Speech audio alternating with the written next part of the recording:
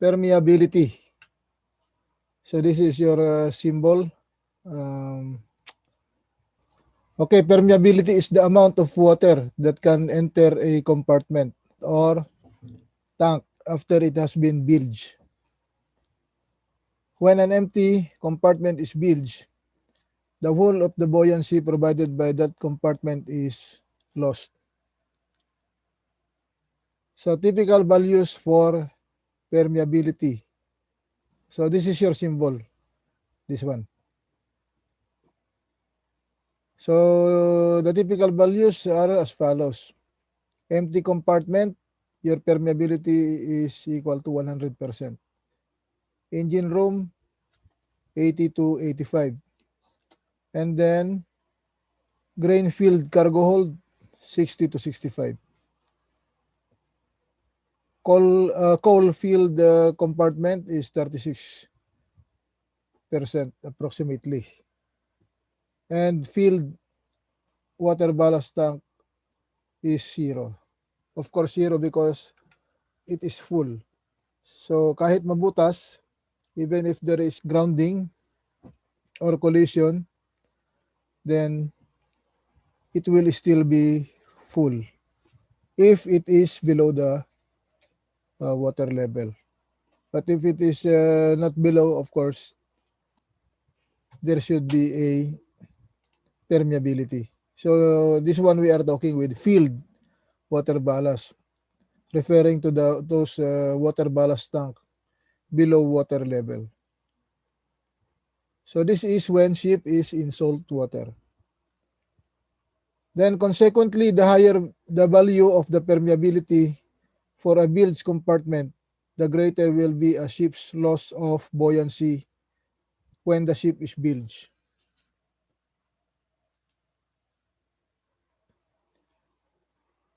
Okay, the permeability of a compartment can be found from the formula. So this is your formula. Permeability is equal to broken stowage divided by stowage factor times 100%. Okay. The broken stowage to be used in this formula is broken stowage per ton of stow. So it means if you have a cargo, for example, logs or timber na, in your cargo hold, then there is a space in between cargo. So that is your broken stowage.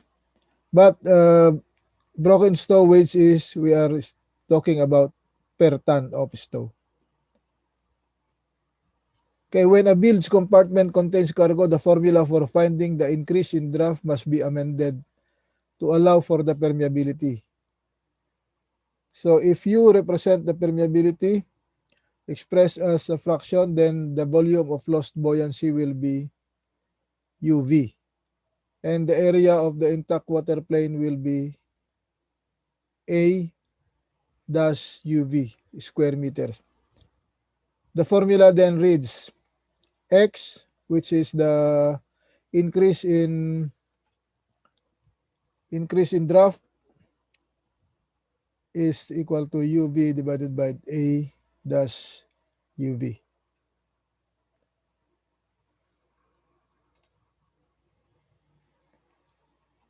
Okay, here is your example. A box-shaped vessel is 64 meters long and is floating on an even keel at 3 meters draft. A compartment amidships is 12 meters long and contains cargo having a permeability of 25%. Calculate the increase in draft if this compartment is bilged. So, ibig sabihin, nabutas ka, nagkaroon ng tubig doon sa compartment. So, we apply your formula. Increase in draft.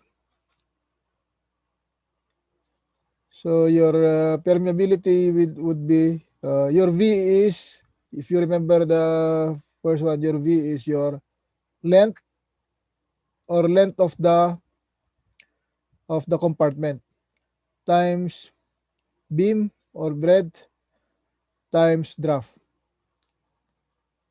And 1/4 is your 25% permeability. So 25%, alam nyo naman yun, di ba? 25% is divided by 100 is 1/4.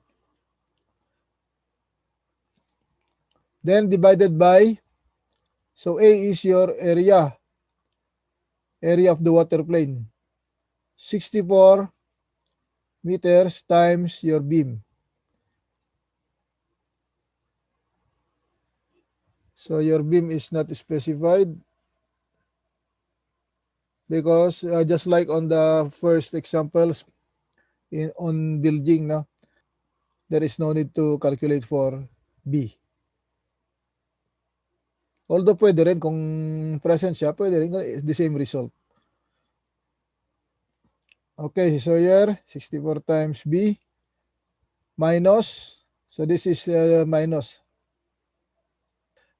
your V, which is 1/4 times 12 times B. Okay, and then the result will be 9B divided by 64B is equal to 0.15 meters increase. So we have also an example 2.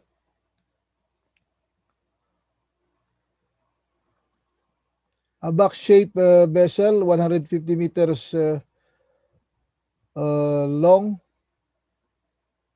or 150 meters by 20 by 12 is floating on an even keel at 5 meters draft. A compartment amidship is 15 meters long and contains timber of relative density 0.8 and stowage factor of 1.5 cubic meters per ton. So this is your stowage factor. Okay, then calculate the new draft if this compartment is now built. So ito may laman, no? The permeability must first be found using the formula above. That is, ito. Permeability is broken stowage divided by stowage factor times 100%. So above, sabi niya kasi naibigay na ito doon sa una, di ba? So pwede ko i-edit yun. Using the formula below na lang. Na. Okay, the stowage factor is given in the question. The broken stowage per ton of stow is now found by subtracting the space which would be occupied by 1 ton of solid timber from that actually occupied by 1 ton of timber in the hold. 1 ton of fresh water occupies 1 cubic meter and the relative density of the timber is 0.8. So let's compute. So space occupied by 1 ton of solid timber is 1 divided by 0.8. This is the specific gravity. And the result is 1.25 cubic meters. And then subtract the stowage factor or subtract it from the stowage factor. Then your stowage factor is 1.5 cubic meters. Then the broken stowage is 0.25 cubic meters. So meron na tayong broken stowage. We can now use the formula. Permeability is equal to broken stowage divided by stowage factor times 100%. So here, 0.25 cubic meters divided by 1.5 cubic meters times 100. So dinivide ko na to. Pwede rin pa ganun, no? 0.25 times 100 muna, which is 25 divided by 1.5. You will arrive at the same answer. So here, para mas madali, cancel na natin kagad yung cubic meters. I-divide ko muna. 0.25 divided by 1.5 is 0.16666, walang katapos ng 6. And then, so I rounded up to 0.1667 times 100. then your permeability is 16.67% or 1/6. Divide mo by 100 is 1/6 na. Okay, apply mo ulit yung ating formula, which is the increase in draft. And then, so your permeability now is 1/6 times your volume of your V, or the bilge compartment, and then divided by area of the water plane before bilging. That is 150 times 20, length times beam, minus the permeability. Minus again the V, UV.